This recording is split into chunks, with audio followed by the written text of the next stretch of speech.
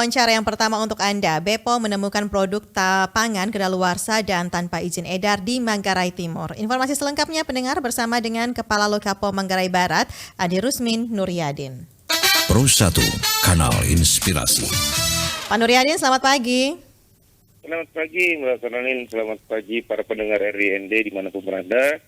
Salam sehat, salam bahagia untuk kita semua. Salam sehat, salam bahagia juga Pak Nuryadin. Pak Nuryadin, ini kabarnya ada beberapa temuan produk pangan kedaluarsa dan tanpa izin edar begitu ya di Manggarai Timur, Manggarai Barat ini. Manggarai Timur betul ya?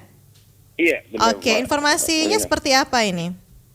Jadi berdasarkan sesuai dari instruksi Ibu Kepala Badan POM bahwa setelah bulan Ramadan ini kami melakukan intensifikasi pengawasan pangan di wilayah seluruh Indonesia. Khususnya kami di Lokapom Manggarai Barat, di mana Manggarai Barat, Manggarai dan Manggarai Timur merupakan wilayah pengawasan kami untuk intensifikasi pangan itu sendiri.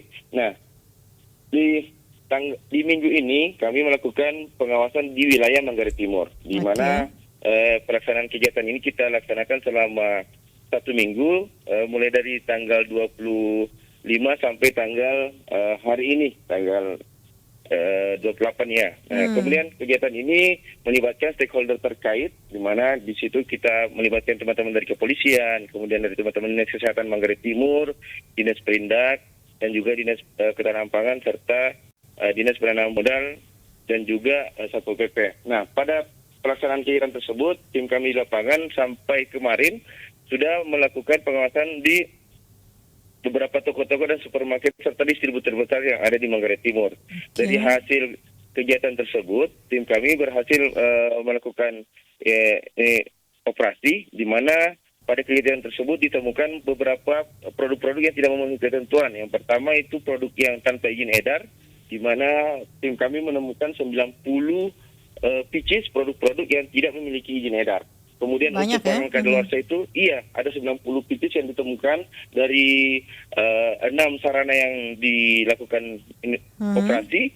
Kemudian untuk produk-produk yang kadaluarsa ini agak banyak, Dr. Nina. Ada 264 pieces yang didata oleh tim kami, yang kemudian dilakukan pembinaan serta pemusnahan di tempat untuk produk-produk yang tidak memenuhi ketentuan ataupun yang sudah kadaluarsa, seperti itu. Oke, ini 200 pieces ini dari berapa pelaku usaha nih, atau dari berapa sarana ini yang ditemukan nih Pak Nuryadin? Baik, itu dilakukan di 7 sarana. Ada gudang, kemudian ada minimarket, serta toko-toko besar yang ada di wilayah Borong, Manggarai Timur. Kami fokus kepada sarana-sarana besar karena kita ketahui bahwa sarana-sarana ini adalah yang menyediakan, yang mensuplai pangan untuk masyarakat dalam jumlah besar. Begitupun juga mereka yang menjadi supplier kepada ini, Mbak Corona, kepada toko-toko yang atau kios-kios yang ada di wilayah Manggarai Timur. Sehingga kami fokus ke sarana besar ini. Dengan mengamankan sarana yang besar ini, otomatis itu akan mengamankan pula sarana-sarana atau pengecer-pengecer kios yang akan mendistribusikan sarana pangan kepada masyarakat secara langsung dan lebih luas. Oke, ini istilahnya memutuskan mata rantainya seperti itu ya Pak Nuryadin. Iya, dengan cara seperti itu. Oke, baik. Ini setelah menemukan tadi ada pembinaan juga katanya ya. Selain pembinaannya seperti apa ini kalau boleh tahu Pak Nuryadin? Baik, pembinaan kami kalau di Badan POM sendiri itu ada standar level-levelnya, Mbak Lina Carolina ya. Yang pertama, ketika dia memang sarana yang baru mengetahui atau baru didatangi, maka kita sifatnya memberikan edukasi. Kemudian untuk produk-produk pangan atau produk-produk yang ditemukan yang tidak memenuhi ketentuan, itu kita minta untuk dimusnahkan di tempat dan disaksikan oleh petugas. Karena barang ini sudah tidak bisa diedarkan dan tidak bisa disimpan lagi. Karena produk tersebut adalah produk yang tidak memiliki ketentuan. Namun bagi pelaku yang sudah 2 kali atau 3 kali kedapatan, kita akan memberikan peringatan keras. Nanti akan ada peringatan keras dan dia akan menjadi salah satu sarana yang kita pantau secara frekuensinya lebih. Mungkin dalam 1 tahun kita melakukan pengawasan 1 kali atau 2 kali kepada sarana yang baru, tapi yang melakukan kesalahan berulang, itu kita akan lebih intens lagi melakukan pengawasan. Kemudian untuk pengusaha yang memang dengan sengaja, ini kan berbicara masalah dengan sengaja, dia sudah tahu, tapi dia tetap melakukan hal tersebut, pelanggaran tersebut, maka ini bisa kami lanjutkan kepada tindak pidana atau perjudisia. Seperti itu, Mbak. Kalau untuk 9 dan 6 sarana yang ditemukan tadi, mereka ini masuk ke level yang mana ini?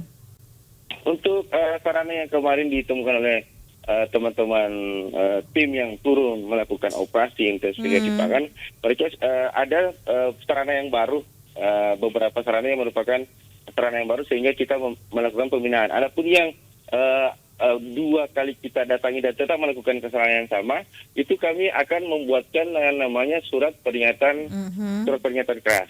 Surat pernyataan keras ini akan kita layangkan kepada yang bersangkutan, ditembuskan kepada dinas terkait agar teman-teman dinas terkait juga bisa istilahnya mengontrol sarana tersebut.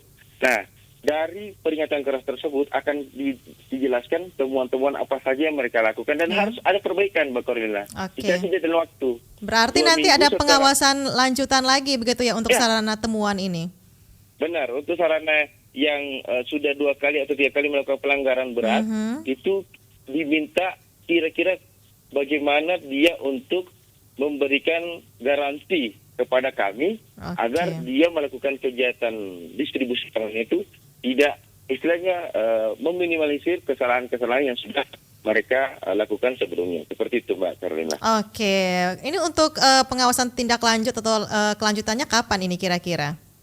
Ya, jadi setelah tim kami turun selama 1 minggu ini di Manggarai Timur, semua ada namanya berita acara pemeriksaan, Mbak Corina ya. Ini kami serahkan dulu di awal kepada mereka, ditandatangani oleh seluruh tim dan stakeholder yang ada.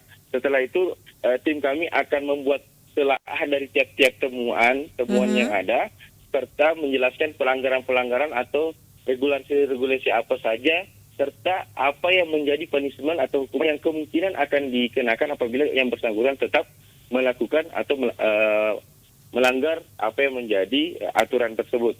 Nah, setelah itu surat ini kami layangkan, kami minta dalam waktu 2 minggu, dalam waktu 14 hari, agar memberikan feedback ke kami. Berupa apa itu feedbacknya? Feedbacknya itu berupa pertama, misalnya di sarana tersebut ada kami temukan produk kadaluarsa. Yang bersangkutan harus membuat semacam SOP atau metode bagaimana supaya kesalahan terkait produk kadaluarsa ini bisa diminimalisir. Karena namanya kadaluarsa kan, Mbak Carolina, kita tidak bisa memastikan bahwa dia zero kadaluarsa. Karena bisa saja terselip atau ada kelalaian daripada petugas karena produknya terlalu besar. Namun kami minta kepada istilahnya pengusaha tersebut membuat sistem di internalnya untuk menjamin bahwa beginilah yang kami buat untuk menjaga supaya produk kadaluarsa di sarana kami itu bisa agak berkurang atau kalau bisa tidak ada produk kadaluarsa. Karena kalau produk kadaluarsa itu ada, yang rugi pengusaha itu sendiri. Usahanya seperti sendiri. Itu, Mbak. Iya. Baik, seperti itu ya. Oke, Pak Nuryadin, boleh ini selain Manggarai Timur, kami juga ingin mengupdate nih Manggarai dan Manggarai Barat seperti apa nih hasil pengawasan kemarin? Ya, sejauh ini untuk Manggarai Barat dan juga Manggarai, hasil pengawasannya sama. Produk kadaluarsa masih ditemukan di 3 kabupaten yang kami lakukan pengawasan ini. Kami pun berusaha untuk bekerja sama dengan Pemda, dalam hal ini Dinas Kesehatan, kemudian juga teman-teman Satpol PP Perindak juga, supaya bisa bersama-sama mengawal sarana pangan yang ada di wilayah masing-masing. Itu yang pertama. Yang kedua, kami mencoba melakukan inovasi pembentukan Satgas Pangan, Pak Carolina. Jadi kami coba sementara bentuk tim Satgas Pangan di 3 kabupaten ini, di mana Satgas Pangan ini akan ditandatangani oleh Bapak Bupati dengan Bapak Kepala Balai POM Kupang. Nah, ini jadi komitmen pimpinan kami yang lebih atas lagi. Kemudian untuk pelaksanaan teknisnya itu akan dipimpin oleh Sekda.